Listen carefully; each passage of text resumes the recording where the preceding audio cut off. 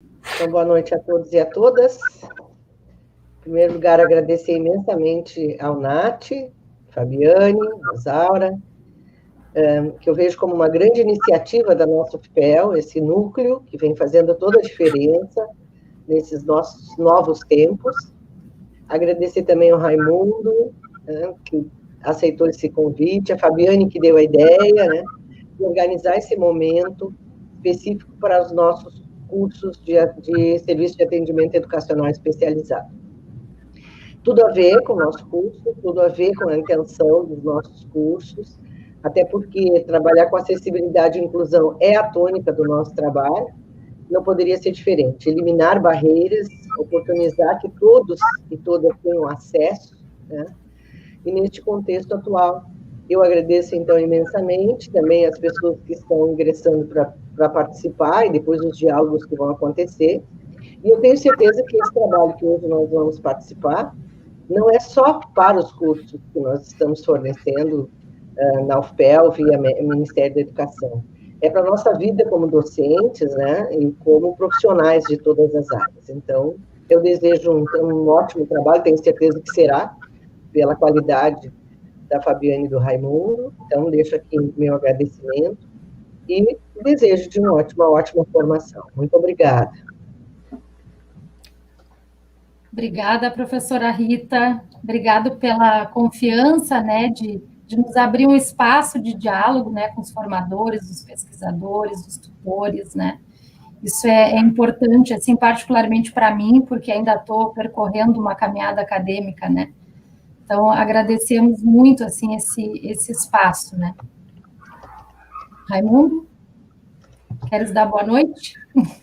Boa noite a todo mundo que está na live, agradecer a professora Rita, que deu esse espaço, abriu espaço para que a gente fale de um tema que dentro do atual contexto de suspensão de atividades presenciais no ensino, ele se torna muito relevante, que são quebras de barreiras para acesso a serviços de conteúdo. A gente vai falar de uma partezinha bem pontual nessa discussão sobre esse tema específico. Então, eu fico contente de poder estar junto aqui colaborando com vocês. Tá? Obrigado.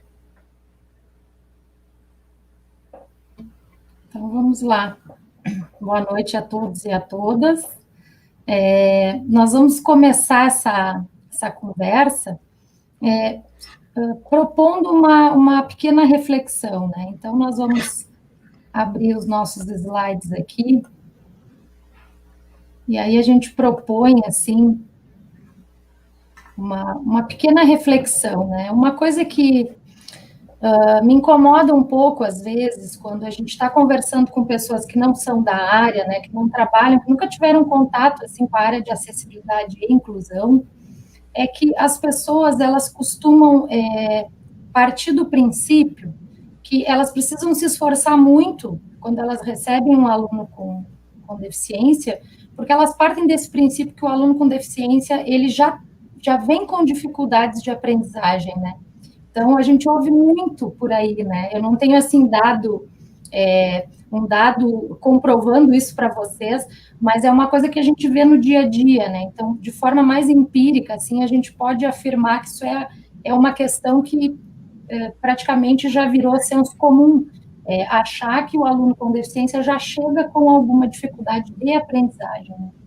E esses discursos me incomodam um pouco, assim, que eu aproveitei esse espaço para partilhar esse meu incômodo,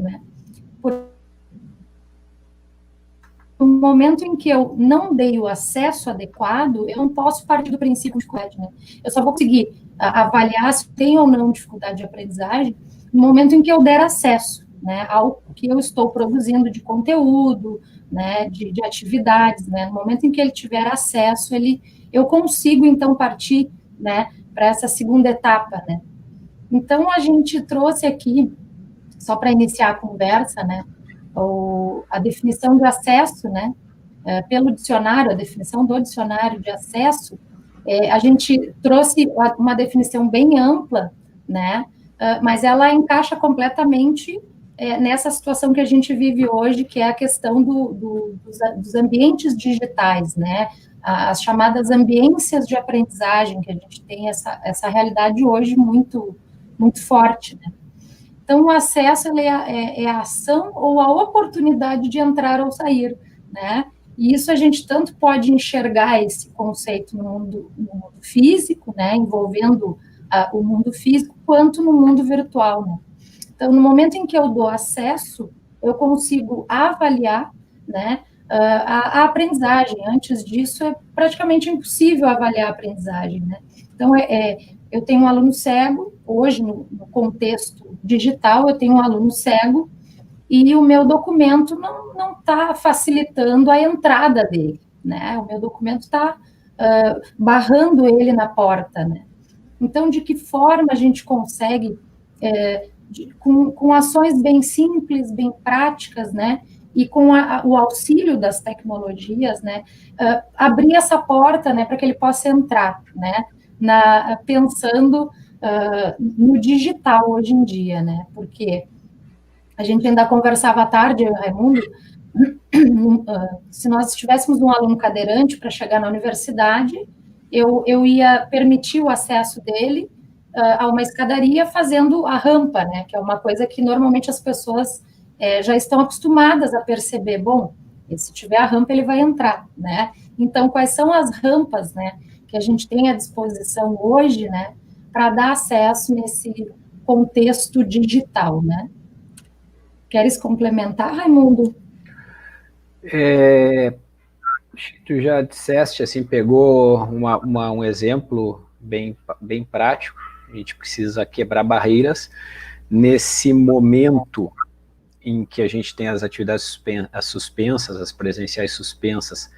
A quebra de barreira tecnológica, ela é fundamental para que a gente consiga dar acesso aos conteúdos, acesso aos recursos educacionais, acesso aos sistemas e acesso aos serviços. E nós temos uma condição que não é favorável nesse sentido, em função do contexto em que a comunidade de alunos hoje se encontra. Nós fomos pegos de surpresa e não fomos preparados para discutir e para proporcionar nos nossos serviços institucionais acadêmicos essa quebra de barreira. E o Cristiano, do NAT, o Cristiano e a Rosaura, eles usam uma expressão muito adequada para esse momento em que a gente foi pego de surpresa e a gente tem que se adequar e se apropriar dessa discussão sobre quebras de barreira ou acessibilidade em conteúdo digital, que é o avião está voando e a gente tem que consertar o avião com ele em pleno ar. Então, acho que trata um pouco disso, né? E a ideia de a gente mostrar algumas coisas que são muito práticas ou tentar ser o mais prático possível para que a gente consiga botar isso na roda, né? Oferecer e quebrar as barreiras de fato. Não ficar só no discurso. Então, o que a gente está se propondo a fazer é mostrar na prática algumas coisinhas que podem vir a ajudar vocês agora. Acho que é isso, né, Fabiana? Eu acho que bom, mas assim, né, a gente vem trabalhando com acessibilidade já há alguns anos, né, e a gente tinha, assim, algumas preocupações, assim, né, de encontrar maneiras de poder fazer com que essa acessibilidade acontecesse, mas que tivessem orientações práticas, né, para isso, né. Eu queria abrir um manual e de forma rápida e prática, porque o professor precisa disso, né. Eu acredito que todo mundo aqui é da área da educação, é professor, já deu aula, né. A gente precisa que as coisas sejam mais rápidas, né, levando em conta a rotina pesada que um professor tem, né. Então, nós queríamos chegar rapidamente nas informações, nós queríamos que as pessoas pudessem chegar rapidamente nas informações.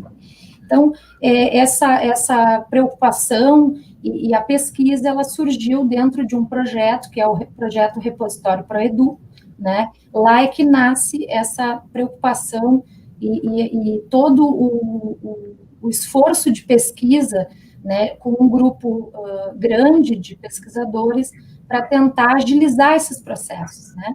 O Raimundo é o coordenador do Proedu. Raimundo, queres apresentar o Proedu e os seus? Eu vou ser muito sucinto, né? O Proedu é um repositório de recursos educacionais que foi desenvolvido na virada de 2015 para 2016 para ter como base, ser utilizado como base de armazenamento para um passivo de conteúdos que tinha sido produzidos entre 2008 e 2012, mais ou menos. Nesse período de 2008 a 2012, o governo, através do MEC, induziu a produção de uma quantidade de conteúdos relativamente grandes, conteúdos digitais para cursos de formação técnica. E esses conteúdos eles eram colocados dentro dos cursos nos sistemas de gestão de aprendizagem, ou nos ambientes virtuais de aprendizagem, nos AVAs. Eles não eram conteúdos que se colocavam de forma compartilhada na internet, uma vez que eles iam para dentro de um curso que era encapsulado e o acesso era feito só por senha, como é feito até hoje nos Moodles da vida, né, nos ambientes virtuais de aprendizagem. E o repositório ele vem com o propósito de pegar todo esse conteúdo que estava colocado, estruturado dentro dos ambientes virtuais de aprendizagem em um espaço que ele pudesse ser consultado e utilizado para outros fins. Por exemplo, por professores e alunos que quisessem usar como base, professores, para usar como base em suas atividades docentes de sala de aula e para os alunos poderem estudar, né, livremente os conteúdos que tinham sido produzidos nesse período. Bom, esse conteúdo ele foi produzido em núcleos de design instrucional, ou seja, eram centros de referência em produção de conteúdo digital, com equipes robustas, mas na época da produção desses conteúdos não se falava em acessibilidade em recursos educacionais digitais. E ao longo do projeto, apesar do projeto ser de desenvolvimento de um repositório, nós começamos a nos dar conta da necessidade de tratarmos desse assunto, de produção de recursos educacionais digitais com quebras de barreira ao conteúdo desse material. E aí, lá por 2017, nós abrimos um braço de trabalho no Proedu, seguíamos desenvolvendo e atualizando tecnologicamente o repositório. Nós começamos a pensar nos fluxos de produção e nas tecnologias assistivas para as diferentes naturezas de mídia que nós podemos produzir um recurso educacional. Então, hoje nós vamos falar de uma muito pontual, uma bem específica, que são os conteúdos textuais. Mas só para vocês terem ideia, por exemplo, a gente pode produzir um recurso educacional em um audiovisual, criar um audiovisual como um recurso educacional. Um audiovisual, pela sua natureza de mídia, pode conter 3 tecnologias assistivas que quebram barreiras de acesso ao conteúdo com especificidades diferentes. Por exemplo, ele pode ter legendagem descritiva, que é uma técnica de legendagem voltada para surdos ou pode ser utilizado também para pessoas com transtornos neurológicos ou com outras limitações, em que o conteúdo textual pode auxiliar a compreensão daquele conteúdo audiovisual. Então, a legendagem descritiva é uma tecnologia assistiva de quebra de barreira. Pode ter interpretação em Libras e pode ter audiodescrição. Então, essa é uma natureza de mídia que pode conter 3 tecnologias de quebra de barreira, 3 tecnologias assistivas. A gente poderia ter, por exemplo, uma animação, uma simulação, um áudio, poderíamos ter um texto web, poderíamos ter um PDF, são diversas naturezas de mídia, e cada natureza de mídia pode conter um conjunto de tecnologias assistivas. Tá? Então, o Proedu avançou, além do repositório em si, o Proedu avançou na pesquisa sobre acessibilidade nas diversas naturezas de mídia possíveis em se produzir recursos educacionais. Tá? Então, basicamente é isso. E aí, a Fabiane pode avançar no que a gente preparou para hoje. Um esforço, assim, que era essa questão de onde estão as informações, né? Por exemplo, para chegar num modelo, que é o que a gente vai mostrar agora, assim, de forma bem prática, né?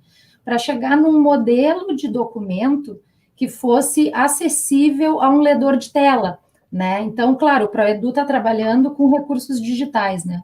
Então, eu preciso que o aluno cego receba esse material no computador, no tablet, no celular, e que o ledor de tela que ele utiliza, independente de qual seja o ledor, consiga fazer a leitura tranquilamente, né? Então, existem algumas recomendações a respeito disso, só que para encontrar essas recomendações, nós navegamos por diversos documentos, né? Documentos nacionais, documentos internacionais, recomendações próprias de softwares, né? Para conseguir juntar tudo num lugar só, né? E apresentar de uma forma mais simples para o professor que precisa ter um acesso rápido, né? Então, todas essas recomendações, tanto para texto eletrônico, né? O texto eletrônico pode ser um caderno temático, uma apostila, um PDF, uma apresentação de slides, né? Então, um livro, né? Então, tudo a gente considera aí nesse ambiente digital, né? Aquilo que pode ser ampliado, né? É o texto eletrônico. E aí nós juntamos nesse documento chamado Recomendação Técnica de Acessibilidade do ProEdu, né? Bom, e aí o que para a gente ir para a prática, né? Com relação à acessibilidade digital, então a gente pensou em duas coisas diferentes, né? Uma com relação aos recursos educacionais, basicamente hoje texto eletrônico, e alguma coisa relacionada à interface web, que depois o Raimundo vai mostrar um plugin que é sensacional, assim. Tem muitos recursos ali incorporados já. Bom, diga, Raimundo. Tu percebeu que eu estava me revirando na cadeira aqui? Bom, a gente falou, e eu vi passar uma pergunta aqui nos comentários da live, e a gente não falou em deficiência, não é? Isso não sei se é interessante, mas me pareceu interessante porque a pergunta perguntava sobre os dois grandes grupos de pessoas com deficiência, se surdos ou cegos, e a gente não está trabalhando com os grupos, com as deficiências, ou com as pessoas com deficiência nesse caso. Os dois grandes grupos, obviamente, são surdos e cegos, e a gente está saindo pela tangente dessa discussão porque a gente está querendo dar acesso ou quebrar as barreiras de acesso ao conteúdo para todos, e não só para os grupos de pessoa com deficiência. Existem pessoas com transtornos neurológicos que se beneficiam dessas tecnologias.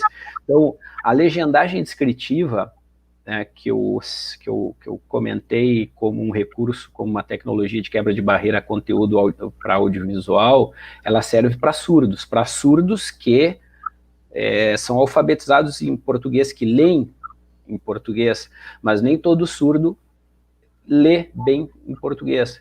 Então, para os que leem bem em português, ótimo, ter legendagem descritiva auxilia. Mas um texto, né, na legenda, ele vai auxiliar uma pessoa que tenha transtorno de déficit de atenção, talvez, né? Ele pode beneficiar conjuntamente, junto com outros recursos, em algum aspecto, quem tem dislexia, talvez. A pessoa disléxica, ela tem dificuldade de ler. Né? A audiodescrição é um exemplo legal, assim, porque ela não só dá acesso à informação à pessoa com cegueira, com deficiência visual em vários níveis aí, mas ela também favorece, por exemplo, pessoas com síndrome de Down e pessoas com dislexia, né? Então ela não é uma coisa só para o cego, e ao mesmo tempo em que ela pode favorecer qualquer pessoa que tenha uma preferência, né, por receber uma informação em áudio, né? Tem pessoas que preferem utilizar imagens estáticas, tem pessoas que trabalham bem com mapas mentais. Eu, por exemplo, não trabalho bem, né? Então, os recursos de acessibilidade, a gente também entende eles como, as tecnologias assistivas também como tecnologias educacionais de uma forma geral, né? Porque ela diversifica a linguagem daquele recurso, né?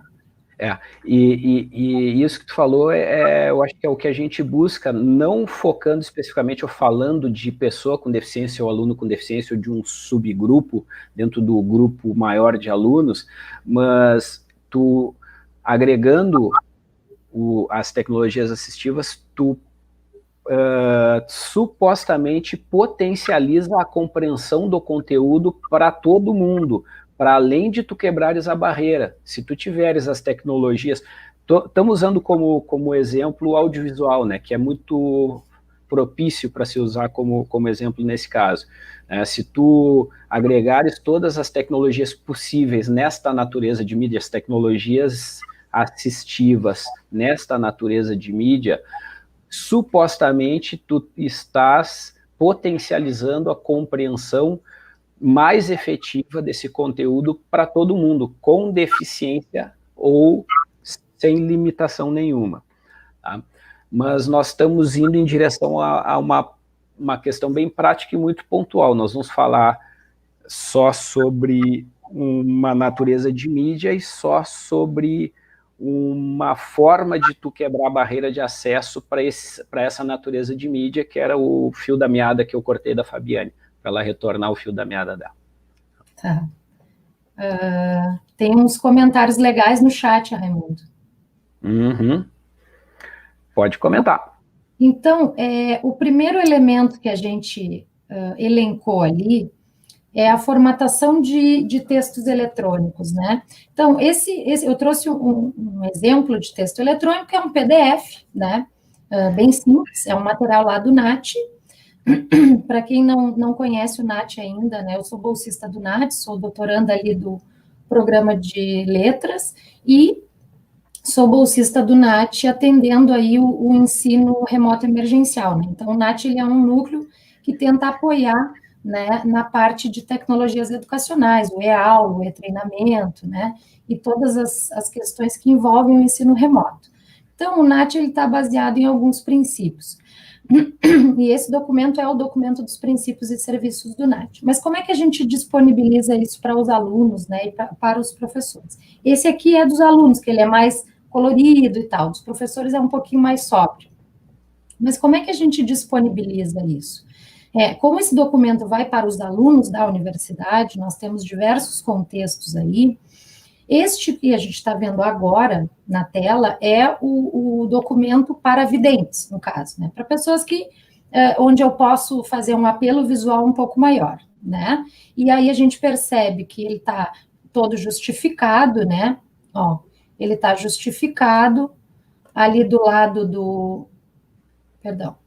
Do lado do título aqui, eu tenho um detalhe visual, ele está todo justificado, as imagens estão ao lado, então a minha colega que trabalha com a parte de design gráfico, ela teve uma certa liberdade aqui, né, para dispor os elementos neste documento. Bom, então esse documento ele vai ser acessado por quem se favorece com o apelo visual. Agora, esse segundo documento, ele já está um pouquinho diferente, né? Esse segundo documento, ele é o documento que fica disponibilizado para pessoas com cegueira, né? Baixa visão, ou qualquer problema relacionado à visão. O que tem de diferente aqui? A gente já não tem aquela figurinha inicial do lado do título, que era um detalhe, que não vai agregar em nada na informação, né? Mas era para quem pode... ter acesso visual, né, ele complementa ali visualmente. Então, o texto está alinhado à esquerda, né, então ele já não está mais justificado. E outro detalhe, depois a gente vai falar dos detalhes, assim, dentro do software mesmo, né, mostrando no software. E aqui a imagem, ela já não está mais daquele jeito que estava no documento anterior, ela está alinhada ao texto, né, por quê? Porque o ledor de tela, ele vai compreender melhor se as imagens estiverem alinhadas com o texto, se esse texto não estiver justificado, se ele estiver alinhado à esquerda, o ledor de tela, esse software que ele vai utilizar para ter acesso a esse conteúdo, ele vai funcionar de uma forma muito mais eficiente. Essas imagens aqui, a gente precisa informar o que é, né? Eu posso dizer que é um cabeçalho com o título, princípios e serviços do NAT, né? Ao lado, imagens de pessoas em formato de bonequinhos, aí a pessoa vai raciocinar em cima disso, vai dizer o que é aquilo ali, né? Bom, e agora esse terceiro documento aqui, ele já está diferente dos outros dois também. O que acontece aqui? Esse aqui é um documento para pessoa com dislexia. O que nós temos aqui de diferente? A fonte, ela é uma fonte diferente, a gente percebe, né? Muda consideravelmente o visual desse documento.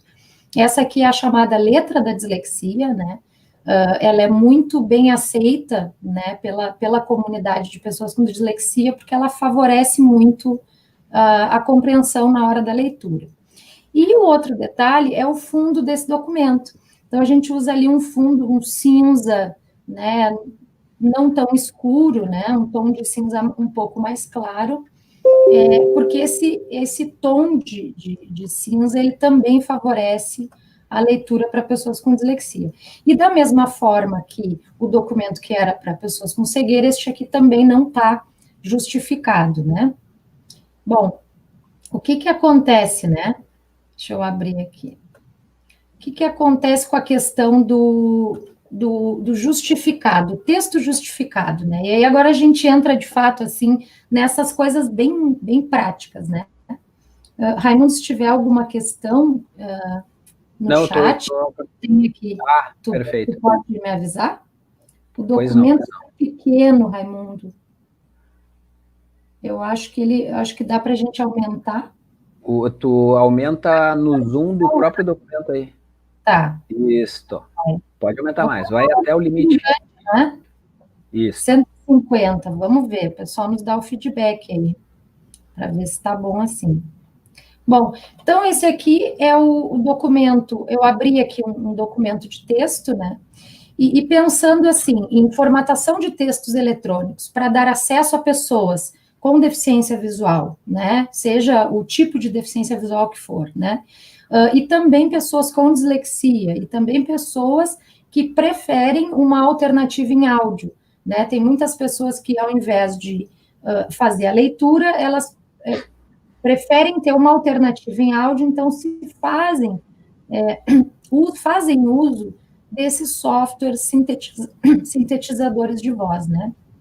Bom, no início é meio complicado, não sei quem já testou usar esses softwares, no início é estranho, mas depois a gente acostuma e é uma coisa fantástica, né?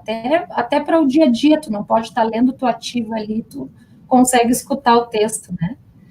Bom, mas tem uma questão, assim, ó, como formatar um texto eletrônico que passe tranquilamente pelo ledor de tela, né? A primeira premissa, assim, que a gente utiliza para produzir um texto eletrônico adequado é utilizar as ferramentas dos próprios softwares de edição, né? Dos próprios editores de texto. Aqui eu estou com uma versão do Word 2013, tá? A partir do 2010, a gente tem recursos de acessibilidade já incorporados ao pacote Office, né? Eu estou com uma versão aqui de 2013. Bom, se eu utilizar o que o software me dá, eu já tô dando acesso, né? O que eu quero dizer com isso? Primeiro elemento, né? A primeira coisa que a gente vai fazer é botar o título, né? Então, se eu for escrever o título, né? Eu vou deletar aqui, tá? Se eu for escrever o título, ó, princípios, vou escrever o título, princípios e serviços, tá? Agora que eu deletei aquele meu título anterior, ele tá igualzinho o parágrafo, né? Então, uma coisa muito legal de fazer, e é bem fácil, é a gente utilizar os estilos. Não sei se estão todos vendo e todas vendo o que eu estou abrindo aqui no Word. Ó. Aqui nos estilos, ó, deixa eu aqui, ó, estilo, ó, ele está mais ou menos no meio aqui desse menuzinho de cima. Então, eu vou lá, título, tá? É um título. Então, quando o software passar, ele vai entender que aquilo ali, que existe uma estrutura hierárquica da informação, que a informação está apresentada de forma hierárquica, né? Então, esse é o título e aqui é o meu parágrafo. Então, eu vou lá e vou selecionar o melhor estilo para esse trecho do meu texto. Então, já estava ali, parágrafo, né? Então, eu posso selecionar, ó, o parágrafo, aqui eu mudei o estilo do estilo, né? Essa é boa. Eu posso selecionar o parágrafo e ele já vai colocar de forma hierárquica essa informação. Então, o leitor de tela vai entender que tem um título e que após esse título vem o parágrafo, né? Ele trabalha de uma forma muito mais tranquila. A outra questão é uma coisa assim que a gente faz, ingenuamente a gente faz isso, e na maior parte das vezes as pessoas não percebem que isso atrapalha o leitor de tela, que é, por exemplo, eu quero deixar um espaço aqui entre o título e o parágrafo. Normalmente, o que a gente faz, se a gente pudesse dialogar agora, né, a gente aperta um Enter, né? Então, não, mas eu queria deixar um pouquinho mais longe, vai lá dar outro Enter, né? Isso é muito comum a gente usar o Enter. É mais rápido e visualmente está tudo bem. Mas aí o que acontece? Quando ele vai passar pelo ledor, o ledor não compreende bem células vazias, espaços em branco. Essa justificativa, ela vale para o fato de não utilizar o texto justificado. Ó, se eu justifico o texto, ele ajusta os espaços para ele ficar quadradinho. Então, aqueles espaços quando eu tenho ali uma palavra um pouco mais distante da outra, aquilo ali vai criar uma célula que vai confundir o meu leitor de tela, né? Então, a primeira recomendação, sempre o texto à esquerda, na medida do possível. A gente sabe que para algumas pessoas até atrapalha, né? A gente já teve feedback de pessoas videntes que diziam, olha, o texto não justificado me atrapalha a leitura. Por isso que a gente começou a trabalhar com a saída de 2 textos, né? Um texto para videntes, um texto para cegos, e agora a gente está trazendo esse texto para a pessoa com dislexia, né? Uma outra questão, deixa eu ver, a fonte, né? A fonte é uma coisa bem importante, assim, porque a fonte a gente nota que, para quem tem baixa visão, ou para quem tem uma outra questão que envolva a visão, se eu trabalhar com uma fonte muito, né, muito cheia de detalhes, com hastes e prolongamentos, né, eu posso atrapalhar a leitura também, né? Então, todas as fontes que indicarem para mim fonte sem serifa, qualquer fonte sem serifa, que são essas hastes e prolongamentos, elas vão favorecer essa leitura, né? Então, por exemplo, uma fonte que se usa muito é a Times, ó. A Times, ela é uma fonte já com alguns detalhezinhos, né? Então, ela não seria a mais indicada. Então, em detrimento da Times, a fonte Arial, ela é muito mais suave para a leitura, ela não tem nenhum tipo de haste e prolongamento. Então, isso é que favorece, inclusive, pessoas, assim, até pessoas que usam óculos, ou, né, que têm uma certa dificuldade já de leitura, não classificado como uma pessoa com deficiência, mas é uma recomendação, assim, que a gente vê, inclusive, no marketing, assim, o pessoal, usa uma fonte mais limpa, né, que tu consiga perceber melhor, né, o desenho da letra, né.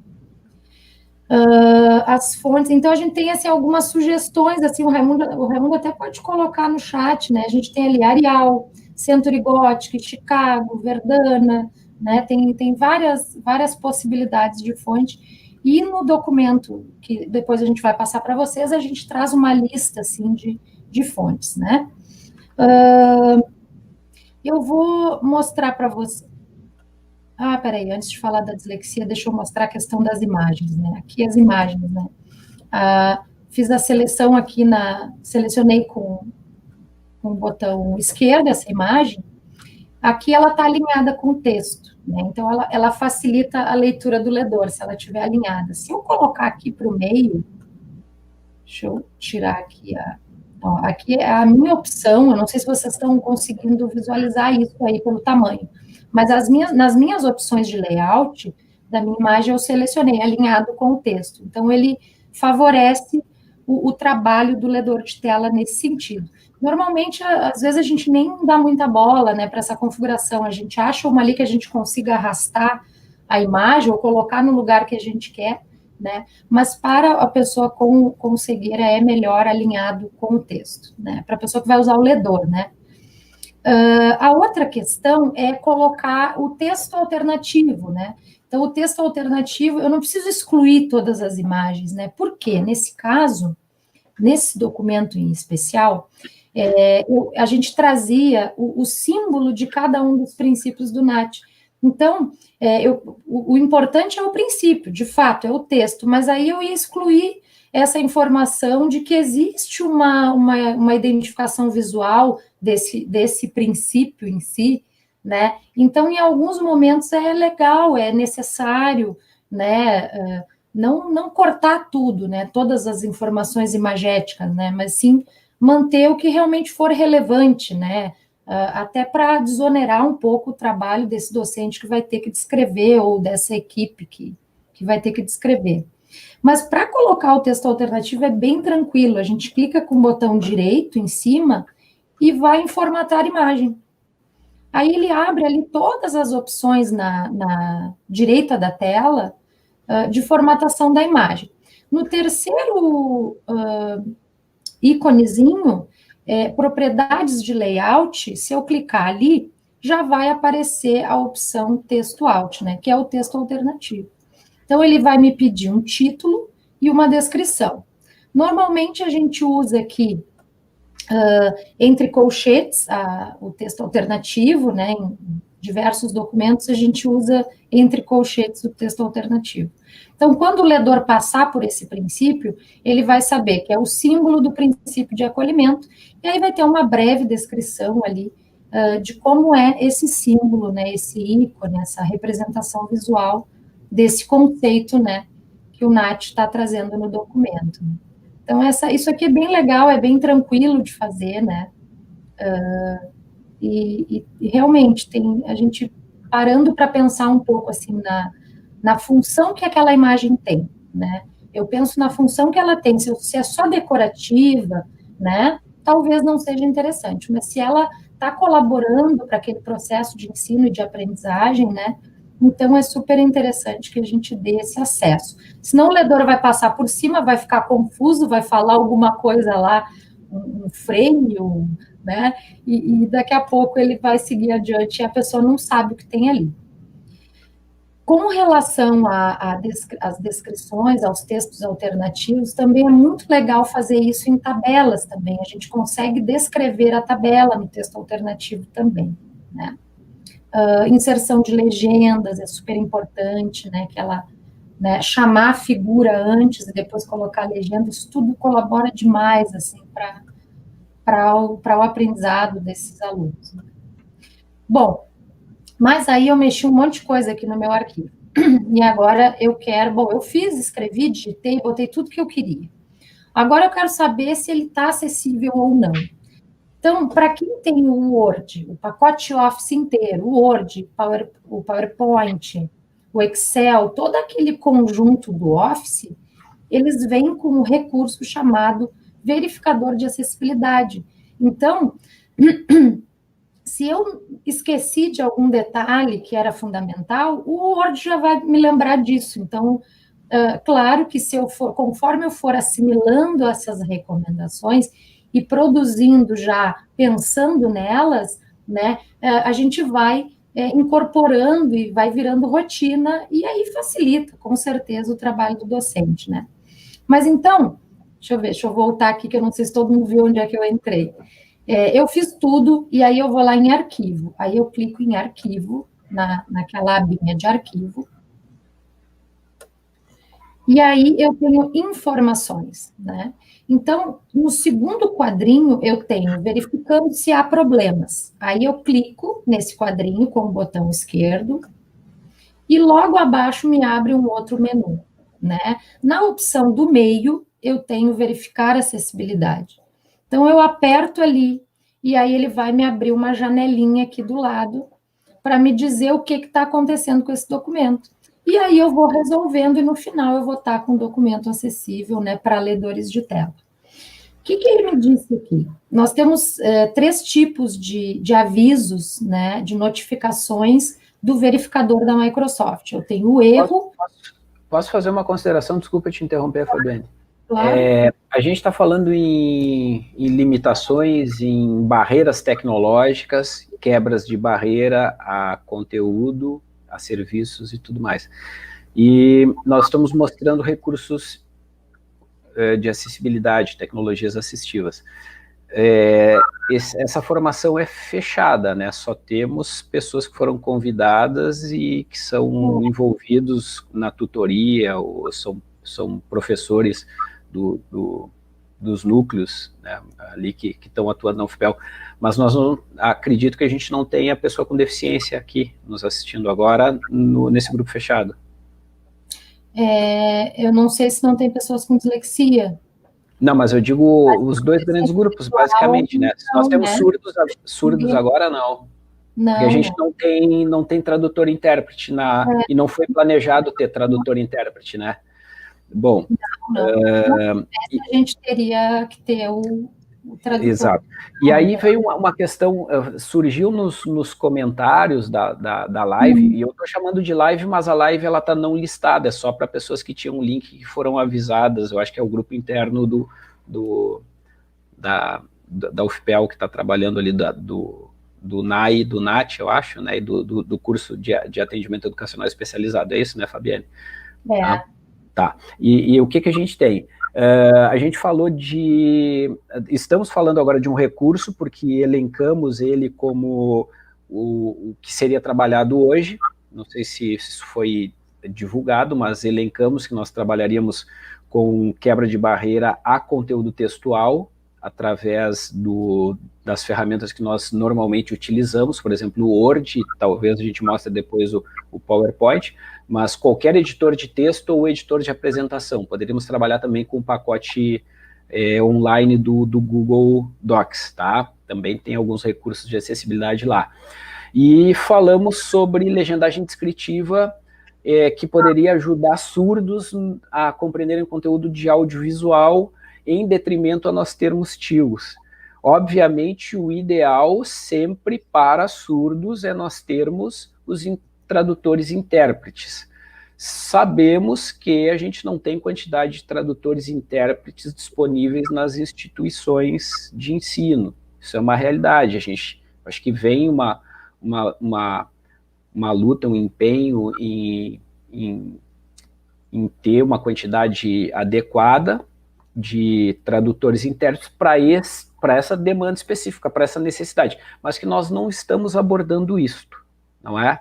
É uma outra discussão, então nesse momento não temos surdos, não temos TIOs nesta live. Sempre que nós formos falar em quebras de barreira para surdos, obviamente o tradutor e intérprete é o ideal. Não tendo a possibilidade de termos TIOs numa live, um ambiente... Surdos usuários da Libras, né, Raimundo? Surdos usuários de Libras, porque eu estava falando em legendagem descritiva antes como uma possibilidade de quebra de barreira para surdos que fossem fluentes em português escrito, né? Então, para deixar bem claro. Pareça, é uma questão assim também que a gente não ouve falar, né? É de senso comum também que o surdo usa Libras, né? Mas nós temos um número considerável de pessoas surdas que não são usuárias da língua de sinais, que ainda não conseguiram se apropriar, né, mas que são usuários da língua portuguesa, né? Então, são situações que, para de fato garantir o acesso, a gente ter a Libras, né, a gente ter a tradução, né, na língua de sinais e ter ali também a legendagem, né? Tivemos uma conversa com o Nath, com 3 professores, o professor Paulo Evaristo, eu e o professor Walter Lenini. E eu acho que é legal compartilhar com todo o grupo aquela primeira parte daquela mesa redonda do Walter. Para quem não sabe, o professor Walter Lenini é colega do IFSU, do Campo Sapiranga. O professor Walter Lenini é surdo, com surdez bilateral severa. Ele é surdo e não tem nenhum resquício, um resquício muito pouco de audição. E ele faz uma apresentação sobre as identidades surdas, e ele explica, inclusive, no contexto histórico-cultural, que surdos com 50 anos, 40, 50, um pouquinho mais velhos, eles não... Convidei uma aluna surda que legenda todos os webinários, a Cristina Delou ali comentou. E aí, assim, não era o foco da nossa conversa, mas eu vi que surgiu algumas conversas paralelas ali, eu acho que era interessante esclarecer. E eu acho que seria legal tu compartilhar com todo mundo, porque o Walter que está falando, né? O Walter que está falando aquilo. E outra coisa interessante que vocês vão perceber na live, eu falei que o Walter é surdo e que não temos intérpretes na live do Walter, tá? Tradutor e intérprete. Então assistam e vocês vão ter algumas informações bastante interessantes, inclusive pelo fato de não ter intérprete naquela live dele, tá? Mas ele esclarece... A professora Franciele Brizola disse o seguinte, ó, a estenotipia é algo bastante caro, né? A gente tem que ter uma pessoa para fazer isso, né? Porque a gente é quase um professor fazer, né, gente? É uma coisa de louco, ainda mais nesses webinar, né? E aí ela disse o seguinte: temos recebido reclamações das legendagens do Facebook, YouTube, por exemplo. O que você sugere para legendar lives e vídeos? Então, é justamente o que a professora Cristina também citou aqui, que a aluna dela faz a transcrição das lives, e aí eu perguntei no chat se era o Web Captioner que ela utilizava, e a professora Cristina confirmou, né? Legal. O Web Captioner é uma opção, né? A gente tem uma capacitação gravada, que é justamente isso que o Raimundo está falando, né? É possível fazer tanto a transcrição simultânea numa live, né? A pessoa está ali sentada, ela instala o Web Captioner, e ela consegue ter acesso através de legendas.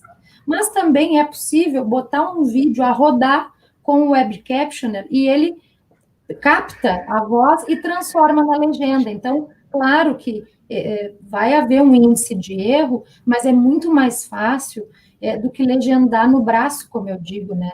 Eu já legendei muito vídeo em software de legenda, onde a gente tem que fazer com o braço, né? Legenda por legenda, né? Então, muito cansativo. O Web Captioner, especificamente, ele tem um algoritmo de inteligência artificial que ele interpreta o contexto do que está sendo dito e ele corrige as transcrições equivocadas que o tradutor, que o reconhecimento de voz faz, né, que é muito comum nas legendagens automáticas de Facebook e YouTube, por exemplo, que é o que a Cristina, alguém falou, que, deixa eu ver aqui mais acima, a Franciele falou, né, que há reclamações das legendagens desses sistemas de vídeo que automatizam o processo, como tem no Facebook, no YouTube. Realmente, as legendagens automáticas são bem precárias, Ocorre muita transcrição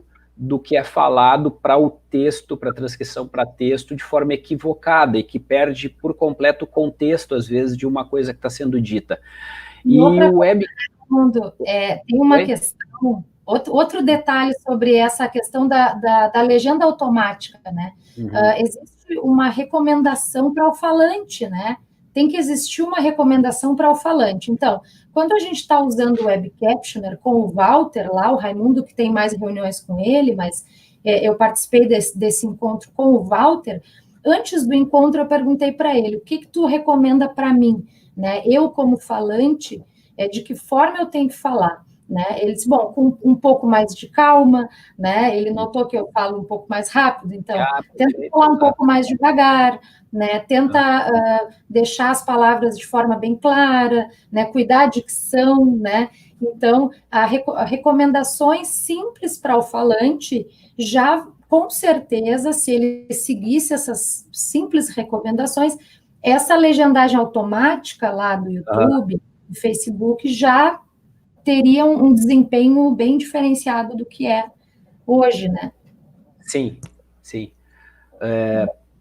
Eu vou... bom, e aí o Web Captioner, só completando, o Web Captioner, ele tem um algoritmo de inteligência artificial que ele detecta as palavras que supostamente foram transcritas de forma equivocada pelo reconhecedor de voz, e ele altera a palavra no contexto de uma frase que ele analisou. Então, o índice de acerto em relação ao que a pessoa falou e que o sistema transcreveu, ele é bem maior do que os legendadores automáticos desses sistemas de vídeo, por exemplo, do YouTube e do Facebook. Mas um outro detalhe, que também eu acho que foi a Franciele que falou, e que a Fabiane enfatizou, é o valor, o custo de um profissional para fazer esse trabalho. Só para vocês terem ideia, já vamos voltar de novo, Fabiane, desculpa interromper, mas é que surgiu ali uma conversa no paralelo, né? O custo, e para vocês terem ideia, usando de novo o audiovisual como metáfora, quando a gente vai fazer e aí puxando um pouquinho a brasa para o meu assado, né, de falar de projetos e de construção.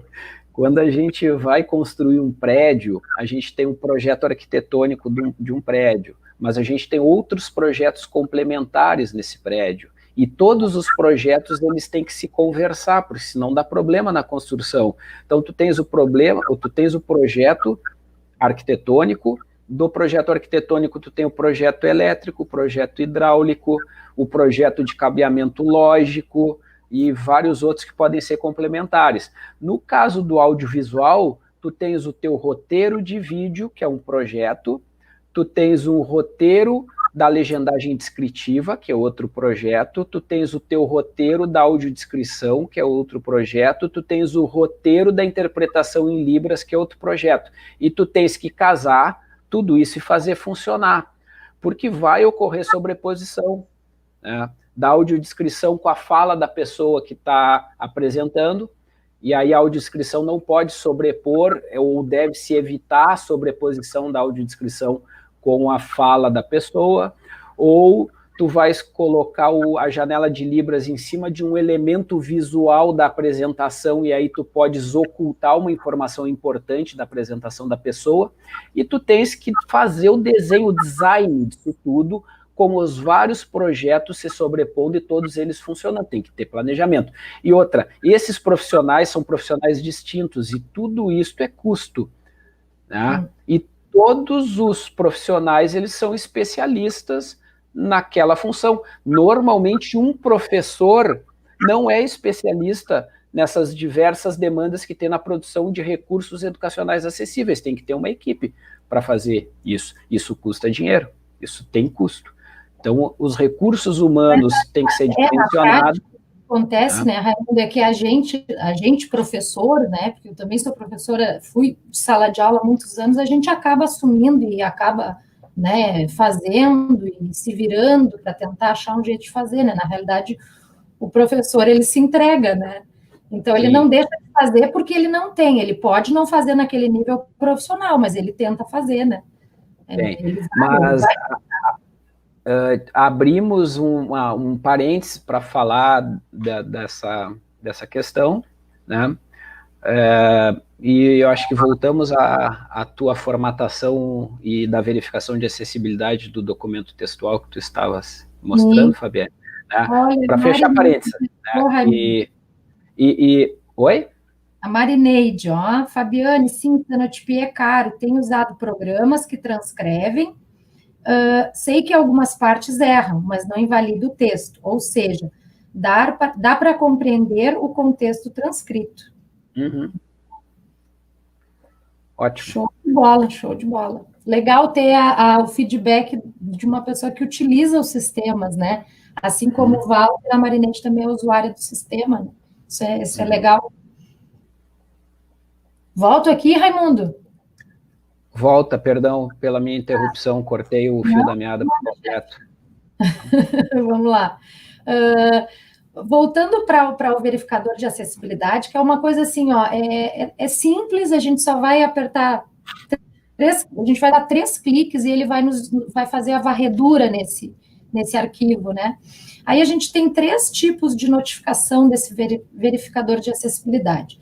Pode ser um erro, que aí eu preciso corrigir, senão realmente eu não darei acesso. Pode ser um aviso, que é algo que, né, não é tão problemático, e pode ser uma dica, né? A dica realmente ele vai melhorar um pouco, né? Vai qualificar ainda mais esse documento, mas ele não encara como uma regra que realmente precisa ser cumprida, né? Então, quando eu fiz a verificação aqui, até vou colocar de novo aqui, ó, arquivo, verificando se há problemas, aí eu clico e chego em verificar acessibilidade. E ele vai abrir para mim ali. Ele me deu 2 avisos ali. Um aviso, os 2 avisos são iguais, objetos não alinhados, né? Então, 2 imagens, ó. Aí eu vou clicar na imagem 12, que ele está me dizendo que é um problema, ó. E aí ele vai me dizer, ele vai me formar nesse sentido também. Ele já me diz, ó, informações adicionais. Por que corrigir? Ele diz, né? Eu acho que vocês não conseguem ver a letrinha pequenininha aqui. Eu vou rapidamente passar isso aqui. Como é difícil navegar até objetos não alinhados com o texto? Eles podem se tornar inacessíveis para pessoas com deficiência visual, né? Então, ele está me recomendando como corrigir. Agora, ele me diz o que eu tenho que fazer para corrigir. Então, esse recurso do Word é algo fantástico, né? Ele praticamente faz todo o serviço para nós, né? Claro que, se eu não estiver usando o pacote Office de 2010 para frente, ou se eu estiver usando um outro editor de texto, que não seja o Word, bom, aí eu não vou ter toda essa mordomia, digamos assim. Mas no momento em que eu começo aos poucos a incorporar essas regras, o próprio Word me ajuda a incorporar isso, né? Ele vai me avisar, e a gente sabe como é que é o processo de ensino e de aprendizagem, né? Com questões práticas, né? Operacionais. Então, conforme ele vai me avisando, cada vez eu vou incorporando isso de forma mais correta, né? Na escrita dos meus textos. Né? Então, esse aqui seria o verificador de acessibilidade que eu queria mostrar para vocês, que para mim é simplesmente genial, né? Depois... Enquanto tu falava, Fabiana, eu deixei o Web Captioner rodando a tua fala rapidinho, só para o pessoal ver. Tu nem percebeste, porque tu deve estar com a tua apresentação aberta aí. Tá? Eu estou na minha tela do Word, no caso, né? Eu até estou com o celular aqui do lado, assim, espiando o chat, mas nem olhei para a tela, estava só espiando o chat mesmo. Que eu vi Olha que tem agora, então. regras aqui. Olha agora e fala. É que eu estou um pouco atrasada na live aqui, Raimundo. Eu entrei atrasada aqui. Pronto. Era só para o pessoal ter ideia do que a gente estava falando antes. Já voltei para a tua apresentação. Bom,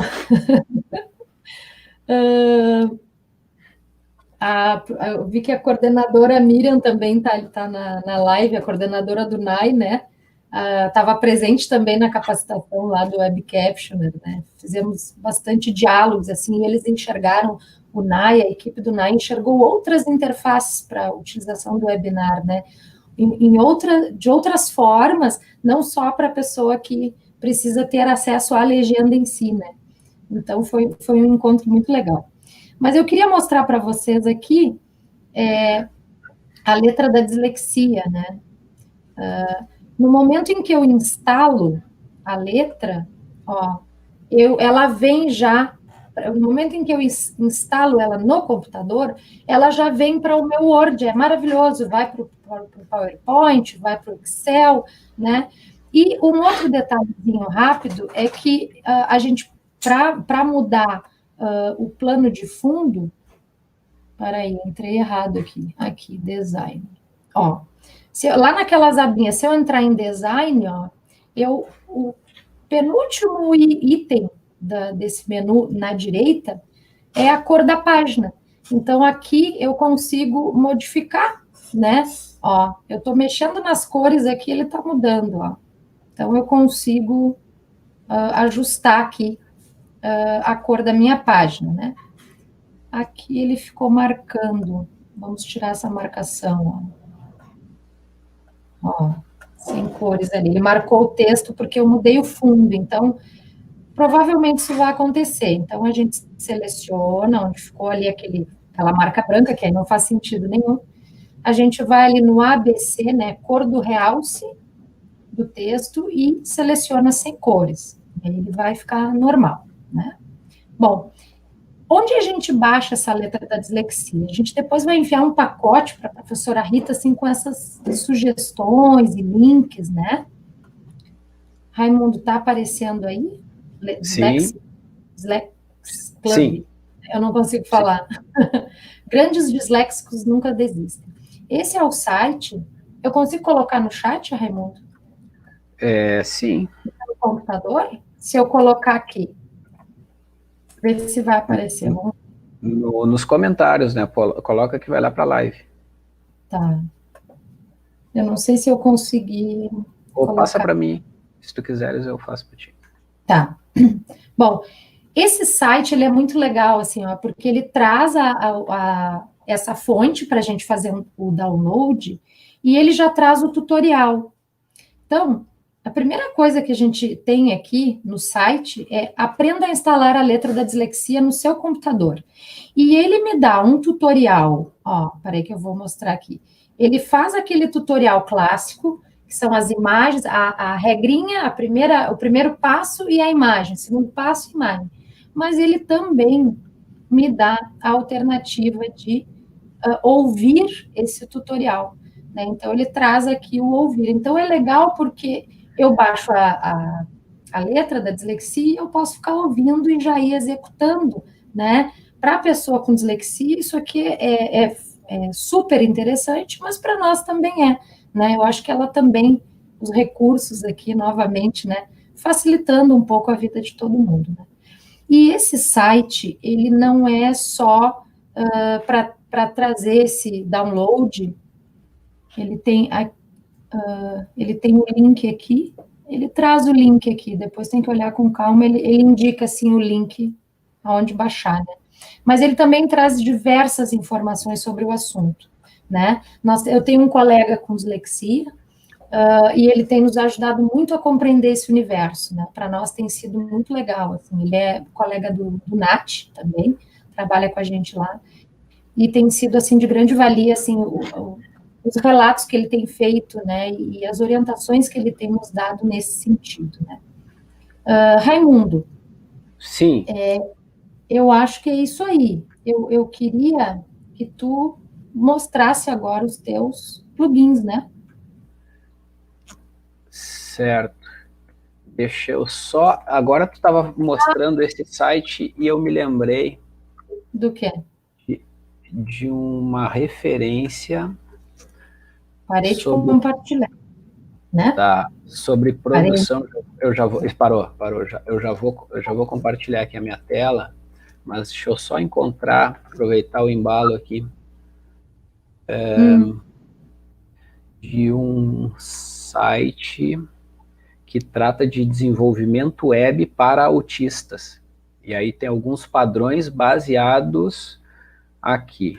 O projeto Gaia, não sei se a Rita já conhece, é site inclusivo para pessoas com autismo. E também não se discute muito desenvolvimento web para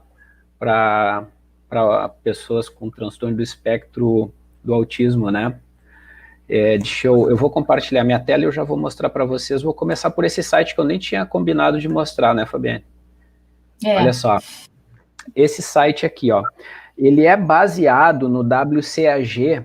O WCAG é um padrão da W3C, que é a instituição, a associação internacional que define os padrões de produtos e interfaces web, e a partir do padrão WCAG, esse grupo, esse projeto Gaia, criou algumas recomendações específicas focadas no público com transtorno do espectro do autismo. Então, serve, obviamente, para interfaces web, mas também serve para recursos educacionais, né? com recursos educacionais digitais. E me caiu como uma indicação de uma outra fonte, de um colega de trabalho, e estou começando a dar uma olhada nesse material aqui, mas já vou deixar o link disponível depois para a Fabiane passar para vocês. Uma outra sugestão que eu passo para vocês, e existem várias, mas eu vou dar uma, são plugins que vocês podem lançar a mão para fins diversos. E junto com essa recomendação sobre interfaces inclusivas para pessoas com transtorno do espectro do autismo, existe este plugin, Use Your Way, que é um plugin que implementa nas interfaces de sistemas web vários recursos que promovem acessibilidade para aquela interface ou para aquele sistema. Eu vou habilitar ela aqui para vocês verem rapidinho. Olha só, ela altera o padrão do sistema de acordo com a necessidade específica que o usuário tenha, mas tem umas coisas interessantes. Por exemplo, ele aumenta o tamanho do cursor, veja que o cursor mudou de tamanho, vai ficar maior ainda, e ainda põe uma régua de leitura, que facilita muito para ler.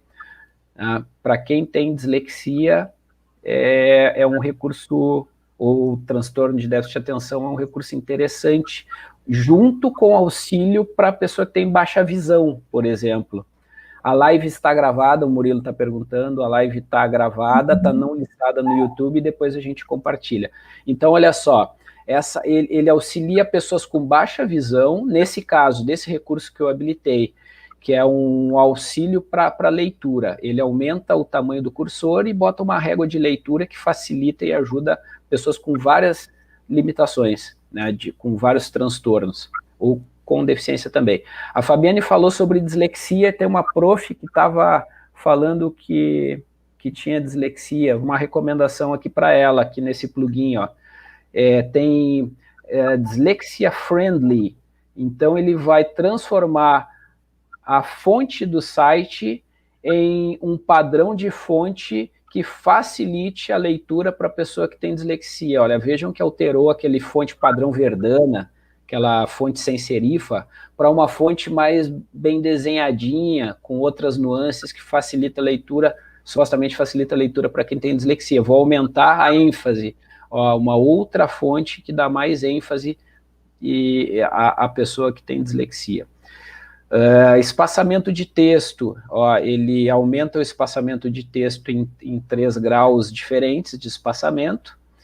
Ele pode aumentar a fonte do texto, então o usuário passa a ter controle do comportamento da interface, e aí ele vai escolher o que melhor lhe convier para quebrar as barreiras ou ter mais facilidade de acesso aos conteúdos. Ele altera contraste para a pessoa com daltonismo ou baixa visão, tem vários graus de contraste diferentes.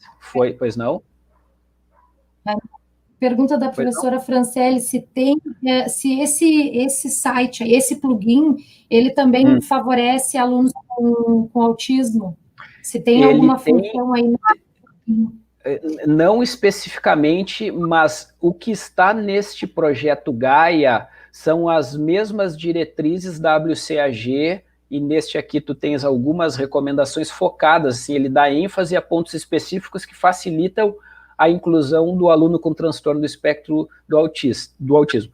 Mas aqui não fala exclusivamente disso, mas o que está lá no projeto Gaia tem aqui também, indiretamente aqui aparece, embora não fale especificamente.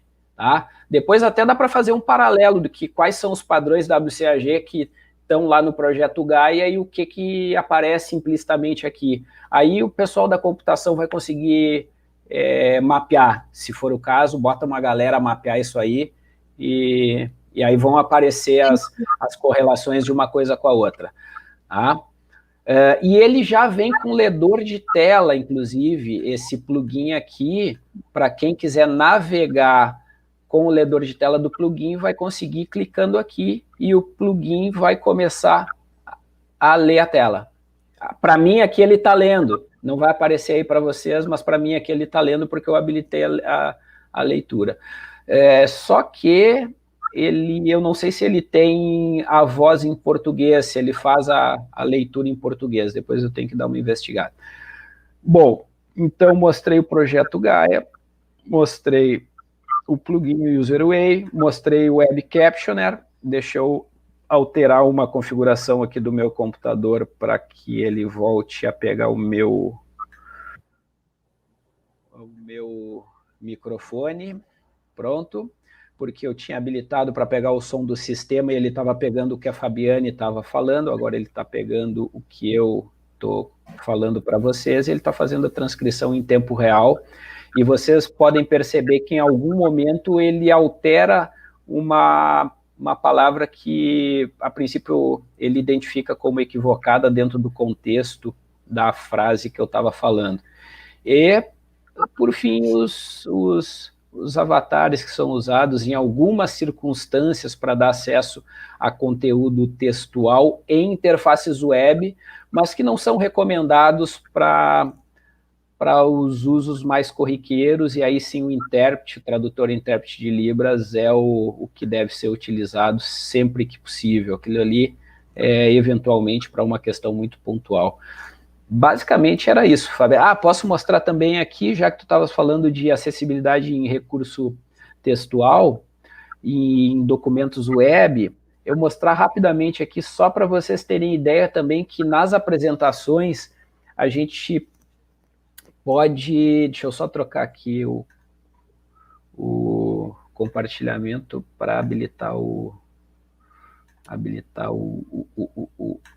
PowerPoint. Tá. Então, aqui no PowerPoint, o que a gente tem? A versão nova do PowerPoint, ela já não tem um problema que ocorria nas versões antigas, mas a gente sabe que ainda tem usuários que não usam a última versão do PowerPoint, e aí tem um problema que eu vou relatar para vocês. Os elementos que a gente inclui num documento, eles não necessariamente... E tem um ordenamento lógico, a gente coloca a estrutura de uma apresentação seguindo uma espinha dorsal que vai nos conduzir pela comunicação que a gente vai fazer, usando como base esse apoio da apresentação. E ele segue uma sequência de slides para slides em uma sequência cronológica, slide 1, slide 2, slide 3, por aí vai. Tu até podes fazer a apresentação não linear e navegar na tua apresentação, mas não é o assunto de agora. O normal é tu ir passando slide a slide, né, em uma sequência cronológica. Só que o que acontecia nas versões anteriores do PowerPoint para ledores de tela? O ledor de tela lia... se você... Desculpa interromper, Rodrigo está falando ali. Se você traduz a página da internet, o UserWay parece fazer a leitura em português. Obrigado, Rodrigo. Português de Portugal, Raimundo. Hã? Ele falou que parece que é em português de Portugal. Tá, mas, enfim, a princípio lê em português, né? Tá, mas voltando aqui. Não, mas eu acho que é legal a gente olhar para ver se realmente, né, porque... né, ou se de repente está trocando, né? Se consegue... Podemos ver isso depois. Bom, mas só para concluir o raciocínio aqui. Então, para nós, videntes, usamos uma apresentação seguindo a ordem lógica dos slides. Eu passo o slide 1, slide 2, slide 3, slide 4, e assim vai. Para um ledor de tela não era essa a lógica. Ele lê os elementos da tua apresentação de acordo com a ordem que o elemento foi inserido na apresentação. Por exemplo, eu inseri os elementos visuais desse primeiro slide, fui para o segundo slide, e lá pelas tantas eu concluí até o quinto slide, até o sexto slide, mas eu me lembrei que faltava um elemento no quarto slide. Logo, aparece visualmente um elemento no quarto slide, só que eu inseri ele depois de toda a apresentação concluída. E o ledor de tela passaria por esse último elemento sem fazer referência a ele, concluiria até o sexto slide e depois voltaria para o quarto slide. Entenderam a lógica? O ledor de tela, alguns fazem isso. Leem os elementos na ordem que eles foram inseridos na apresentação. E aí tu tens que revisar a ordem de leitura do ledor de tela, e tem recurso para isso. Eu vou fechar aqui as minhas telinhas e vou fazer a verificação de acessibilidade, assim como a Fabiane fez no Word. Venho aqui na tela, aqui no menuzinho mais informações, venho verificando se há problemas, abro o menu e clico em verificar acessibilidade. Ele verifica, ele me cria aqui à direita, ó, um menuzinho com todos os problemas identificados. Essa apresentação aqui a gente fez no Google Docs e baixou, fez o download. E ele vem com um monte de nomes aqui, ó, Google Shape, Google Shape, Google Shape, Google Shape no slide 2, no slide 4, enfim, uma infinidade de coisas ocultas que vão ser lidas pelo ledor de tela, mas que não tem informação relevante ou não tem contexto nenhum aquilo ali, mas o ledor de tela vai tentar ler aquele negócio. Esta apresentação está um absurdo de inacessível, tá? Em função de uma transposição de uma versão para outra, tá? Mas é assim que acontece. Bom, tu fez a verificação e olha só, as apresentações que a gente faz normalmente são apresentações com os elementos visuais. Então, tem que ter texto alternativo em todos os elementos visuais, tem que ter título nos slides, então tem uma série de recomendações que vêm a partir da verificação de acessibilidade. O que ele diz aqui para mim? Deve estar pequenininho, mas eu vou dizer para vocês. Ó, a ausência de texto alternativo. Todos os elementos gráficos estão sem texto alternativo, e é uma infinidade de elemento gráfico que está sem acessibilidade. Depois, títulos de slides. Todos os slides têm um campo onde a gente pode colocar título, e o ledor de tela lê o título, e aí tu dá o contexto do conteúdo que tem naquele slide. Então, os títulos têm que serem incluídos e contextualizar o conteúdo daquele slide. E no final, verificar o sentido de leitura em todos os slides, tá? Basicamente é isso, não é muito complicado, acho que vocês têm condições depois de explorar com calma, e se e aí, precisarem... gente, pode fazer uma segunda conversa, né, Raimundo?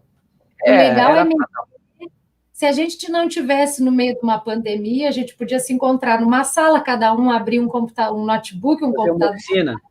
Isso é legal, né? Mas como não dá, é legal, assim, de repente a gente faz aí conversa mesmo, aí a gente entra de repente no Meet, né? Todo mundo pode abrir a câmera e dialogar, né? A gente sente um pouco falta desse diálogo, né?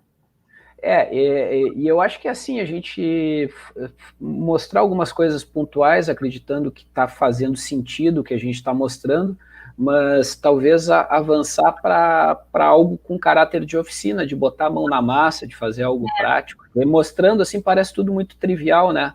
Mas acho legal a gente poder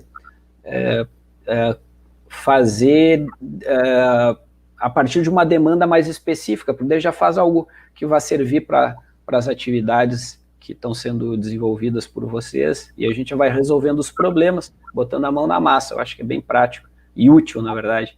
Tá? Então, eu acho que era isso, assim, fico à disposição. Tá? Agora posso vender meu peixe? Pode ou não pode, Raimundo? Ué? Eu sou teu convidado aqui, tu faz o que tu quiser. Não, eu só vou mostrar rapidamente, tá? Que a gente já está estourando ali o nosso tempo, né? Queria mostrar para vocês uma trilha uma trilha de informações, a gente chama de trilha de informações, que a gente tem dentro da rede NAT, né? Então, o NAT é aquele núcleo que está apoiando o ensino remoto, e aí nós acabamos organizando dentro da rede NAT, que é o espaço que o professor acessa para tirar dúvidas com relação ao ensino remoto, a gente deixou disponível lá uma trilha específica para acessibilidade, né? Essa trilha, ela foi revisada pela professora Rita também, ela participou da construção dessa trilha, e o que a gente fez, né? A gente utilizou, como a gente trabalha, né, na UFPEL e trabalha lá no Proedu também, a gente acabou utilizando, né, eu solicitei ao Raimundo, a utilização dos selos do Proedu. Então, a gente apresentou ali uma coisa mais visual, né, para quem tem acesso às imagens, e descrito também, tudo descrito no texto alternativo, onde a pessoa pode entrar e encontrar materiais que satisfaçam aquela sua necessidade naquele momento, né?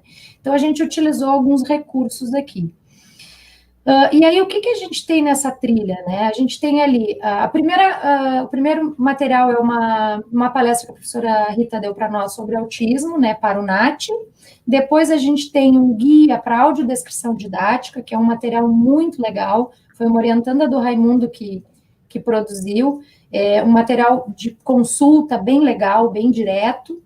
E depois a gente tem essas recomendações de textos eletrônicos, a gente transformou nos manuaizinhos, assim, né, de consulta rápida, só para texto, só para vídeo, né, exemplos de textos eletrônicos acessíveis, né, como é que fica mais ou menos o formato, como é que fica a cara desse texto, né, e aqui download desse modelinho para a pessoa se guiar, né. E aí nós temos ali a parte audiovisual, recomendações do Núcleo de Acessibilidade e Inclusão da Universidade, do NAI, né? Algum material sobre autismo também, tecnologias acessíveis a pessoas com autismo, contato ali do NAI, né? E a recomendação do Proedu, né? Então, o que a gente realmente utiliza, assim, tem sempre embaixo do braço, é a recomendação do Proedu, contemplando as diferentes mídias, né? Trabalhando nesse sentido de recurso e como aplicar o recurso, né? Não discutindo, né, as questões relacionadas às deficiências, né? Para isso, a gente tem aí outros tantos materiais aqui, e as universidades, né, tem uma riqueza de material nesse sentido, né? Então, essa trilha aqui, ela fica disponível, né? Já fica à disposição para subir no Moodle lá, essa trilha, ela está no Moodle novo, né? Não é a mesma cara, vocês viram que é um pouquinho diferente do AVE institucional, né? Mas tudo é Moodle, né? A gente pode fazer o backup e pode restaurar lá no ambiente do curso, né? Com todas essas informações, né? E todas elas direcionadas e informações que são da própria universidade, né? Então, ali também o Núcleo de Acessibilidade e Inclusão fazendo parte também dessa trilha que a gente acha muito importante, né? O NAT, né? A professora Rita, com essa experiência, essa longa experiência que ela tem, né? É uma autoridade no assunto. O Núcleo de Acessibilidade e Inclusão, aqui, representado aqui pela coordenadora Miriam, e o NAT, né? Então, estamos juntos nessa batalha aí contra o coronavírus, né, nessa linha de frente do ensino remoto, e o Raimundo, que não tem muita escapatória, né, ele acaba participando de tudo, né, nós somos casados, né, acho que a gente não tinha contado isso, né, Raimundo? Então, quando tem uma capacitação, eu acabo chamando, e ele não se escapa, não adianta, né? Então, fica à disposição todo o serviço do NAT, né, as trilhas ali que a gente tem montadas, todo o material que a gente vai passar, né, e a gente pode subir esse material, então, né, lá no ambiente dos cursos, né, fica à disposição. Ó, olha o que a Marineide registrou em leitura labial. A tela do programa StreamYard incorporada ao YouTube. A imagem fica muito boa. A leitura... Ah, legal, olha aí, ó. Eu consigo realizar nos 2 palestrantes. Ah, que bom! Tu sabe, Legal, isso é legal. interessante, a gente se apropriar do ferramental que a gente usa, porque eu não sei se vocês já usaram o StreamYard como o host, a pessoa que abre e que coordena a sala. Eu tenho a possibilidade de alterar o layout, por exemplo, assim, mas aí eu dificulto a leitura labial porque eu diminuo o tamanho do nosso busto, o tamanho da face, mas tem uma outra possibilidade que eu aumento e foco nos nossos rostos, né? E aí facilita, eu acho que é isso que a Marineide estava falando, talvez, né, de tu saber que se tu botar nesse layout aqui que nós estamos agora, isso facilita o acesso ao conteúdo através de leitura labial, ao invés de a gente estar assim, né? Então, também, na medida do possível, se tiver apresentação, aí, obviamente, a tela principal ela vai ser ocupada pela apresentação, mas quando não tiver, rapidamente tu altere para esse layout aqui, que vai ajudar a compreensão da pessoa que faz leitura labial, né? É isso, Marineide? Mais uma dica, né, para ficar aí para quem usa o StreamYard, né? Obrigado, Marineide, pela ênfase nesse detalhe. Ali a Franciele falou dos intérpretes, né? A gente tem trabalhado em alguns formatos, assim, de tela, né? Pensando, assim, em democratizar a tela, né? Fazer com que esse intérprete fique maior. A gente tem algumas gravações nesse sentido, assim, algumas produções audiovisuais. E faz muita diferença, Um modelo que a gente utilizou num projeto agora, que foi entregue agora recentemente, que era uma formação para a CETEC, agora o ProEdu tem mais uma notícia legal, o ProEdu, a gente está trabalhando já em uma formação que vai fazer o passo a passo para a produção de recurso educacional com acessibilidade, né? O passo a passo, tudo, desde o fluxo de produção da equipe, se for uma equipe grande, né? Mas para a pessoa compreender como é que eu junto todos esses projetos, né? Que o Raimundo falou, né? Que cada parte ali da produção do recurso com acessibilidade é um projeto, né? E como é que a gente junta isso tudo, né? Então, a gente está bolando, assim, acho que vai ficar bem legal. Vai ser entregue para a CETEC, né? Mas vai ser MOOC, né? Vai ser um curso aberto, que é para toda a comunidade, né? Então, em breve a gente vai ter aí, nos próximos meses, a gente vai ter liberado aí um curso tratando também de direitos autorais, né? Processos de busca, né? Como utilizar o repositório e tal. Então, tem bastante coisa vindo por aí, né? E vindo de todos os lados, é legal a gente poder trocar isso tudo, né? É muito importante isso. Fechou, Raimundo? De minha parte, as chefias aí aparecem de volta ou não? A minha chefa não conseguiu aparecer, ela está presa em outro compromisso. O meu chefe está... Aí, bom, então, só encerrando esse nosso momento, já solicitando outros, né, de repente as oficinas com os nossos formadores e todas essas possibilidades que nós estamos construindo.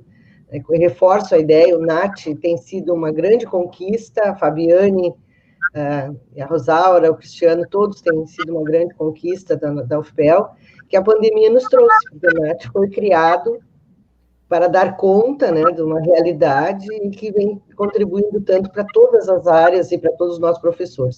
O Raimundo, que é um grande parceiro, né, eu agradeço novamente, um pesquisador na área, um professor muito parceiro nosso, e a todos que participaram, as sugestões, aos colegas todos, aos tutores, formadores, pessoal do MEC, que também estava aqui conosco, agradecer essa participação. E seguimos em frente, com força, né, e com muita garra e com muita expectativa de novos encontros como esse. O material vai ficar disponível, né, Fábio? Vai uma parte e assistir em grupos menores, organizar melhor esse material.